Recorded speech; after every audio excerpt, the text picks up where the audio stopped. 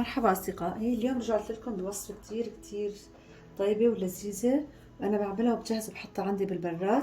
هو مخلل البصل الأحمر بالذات. نحن بحاجة إلى بصلتين، أوراق الغار، كم حبة هال، وفي عنا شوي من البهار الناعم. للتخليل طريقة كتير غريبة شوي. بحاجة إلى خل، يكون خل أبيض، وبحاجة إلى سكر. هذا التخليل على الطريقة الدنماركية، أنا تعلمتها هون بالدنمارك. فنجانين خل أبيض، نصف فنجان سكر. فينا نستعمل السكر البني أو هذا النوع من السكر، ما في أي مشكلة. طبعا رح نشغل النار تحتهم ومنعيفن يغلوا لبين ما السكر عندي يذوب مع الخل.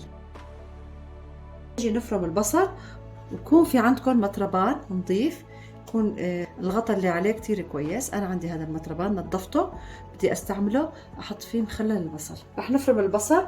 حاولوا تفرموا البصل بشكل واحد، بنفس السماكة تقريبا كمان. حطوا هلا كله بالمطربان. اذا سألتوني ممكن نعمل مخلل بصل ابيض، طبعا فينا نعمل مخلل بصل ابيض. وهذا المخلل بيستعملوه للهوت دوغ، سندويشات الهوت دوغ، بيستعملوه للهمبرجر، للسلطة، كثير طيبة.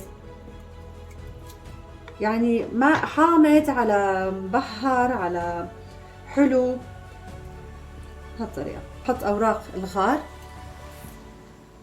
نجي بنحط كم حبة هال، رشة بسيطة بهار أسود. الريحة كتير قوية. هلا بنطفي النار. هلا هذا هو المكون، مثل ما انتم شايفين، البصل الأحمر مع البهارات جاهزة هون عنا.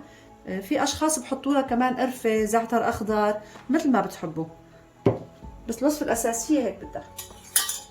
هلا بنصب مية الخل، بسم الله الرحمن الرحيم، شوي لبين ما نغمرها. وهيك أنا عملت كمية صغيرة عندي، بحطها بالبراد. طبعا فيني هلا استخدمها بعد تقريبا شي 2 ل 3 ساعات تكون عندي جاهزة. بعيفها تبرد وبحطها بالبراد. هلا البصل صار جاهز. بتمنى انكم تجربوها. بهي الطريقة فيكم تخللوا الخيار، فيكم تخللوا الشوندر الأحمر، إيش ما بدكم. يعني طريقة كتير جديدة وطيبة. اللي بحب الطعوم المختلطة مع بعض فيه يجرب هاي الوصفة. وإلى اللقاء مع وصفة جديدة.